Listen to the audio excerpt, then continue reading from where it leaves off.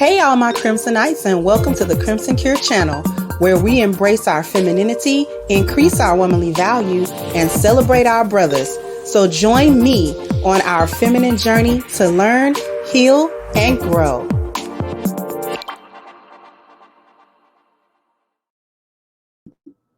Hey there, my Crimsonites, and welcome to the Crimson Cure channel. I'm your hostess, femininity coach, and author of The Crimson Cure, and this is my perspective. So, while Drizzle has the internet and all these females and simps in a chokehold, we've got women coming out saying this type of stuff. So it's not a video to watch, so I'm just going to read the screen.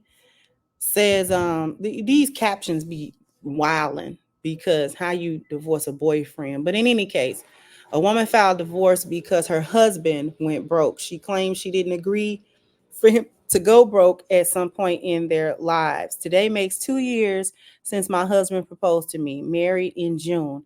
When I said yes to a protector and a provider. I did not agree to marry a man that would end up broke at some point in our lives. I'm an extremely beautiful woman, and I deserve a man that knows his job is to always take care of me and my children. I did what I did because promises were made to me that were broken.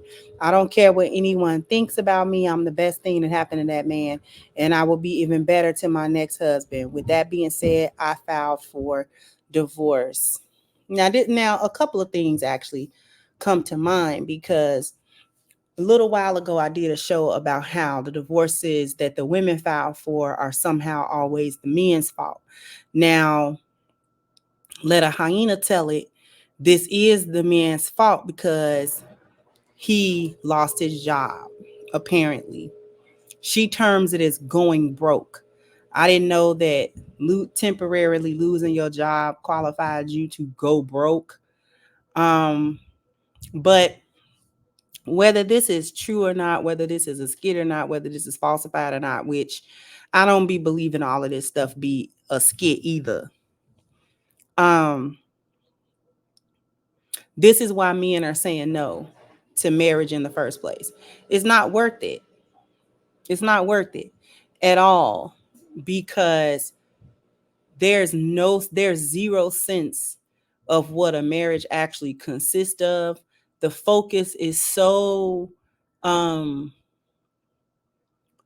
focus is too much on finances and whether or not a man can be a quote unquote provider and all of this other foolishness, and women allowing social media to influence their decisions and also coming to social media to tell everybody what kind of bad decisions that they consistently make.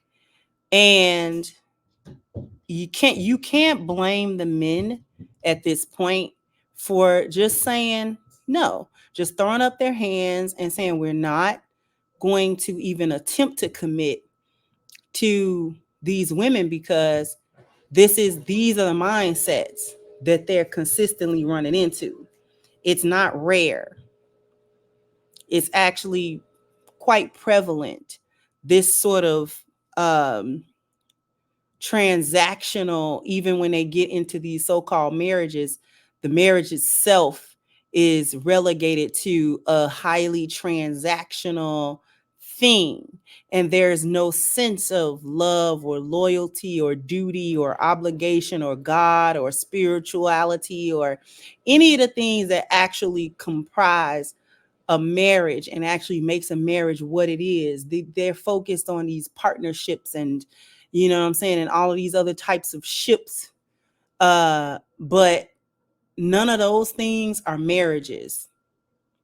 And this is why I say that a marriage happens spiritually and not in a courthouse, not on a piece of paper, not at a city hall, because they're going down to city hall. They're going down, to the clerk's office and all of this type of stuff, getting these marriage certificates that don't mean anything because they don't have any type of sense of godliness behind them.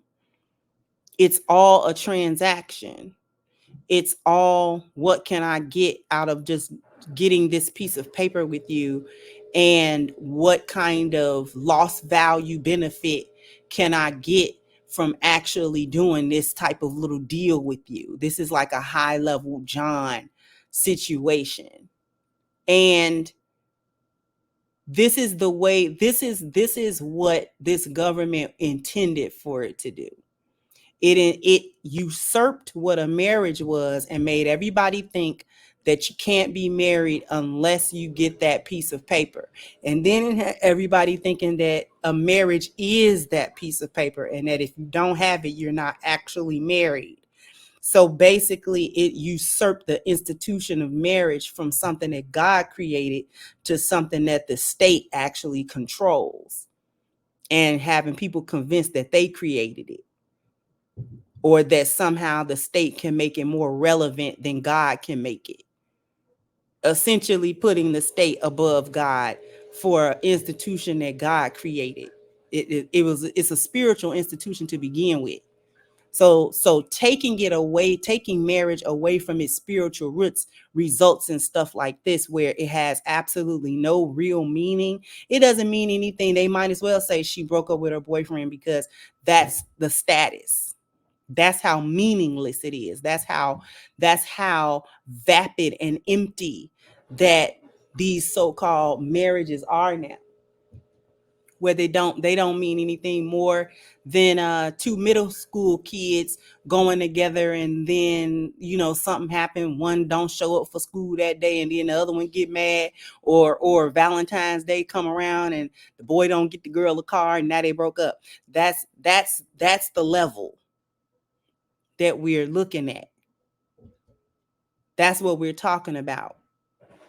We're not talking about the institution that God ordained.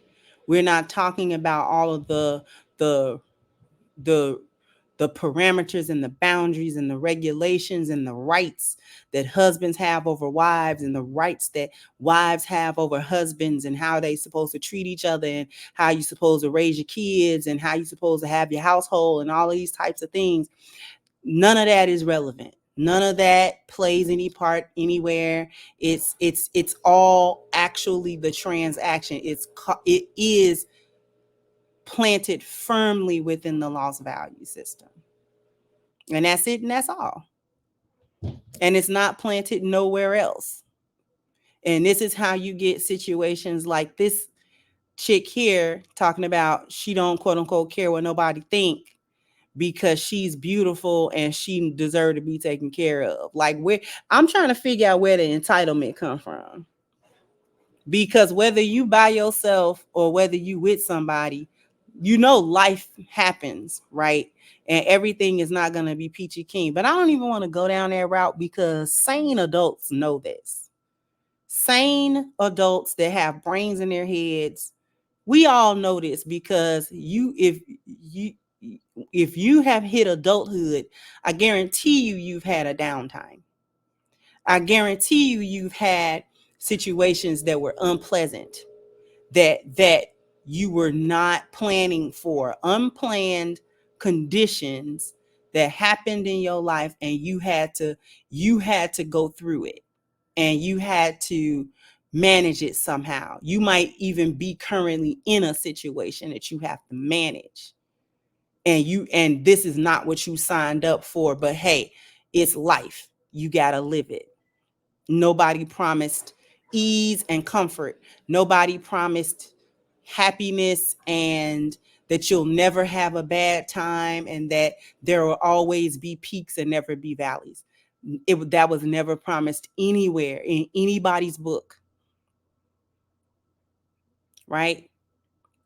But yet and still, you've got these people that's, start calling a spade a spade. These people led by Shaitan. This is who they God is. And anything that he whispers to them, they do it. It don't take much coercion now. It doesn't take much. These people are actually on autopilot at this point. Just foolishness after foolishness, and you never reach the bottom. You never reach the bottom of the foolish barrel.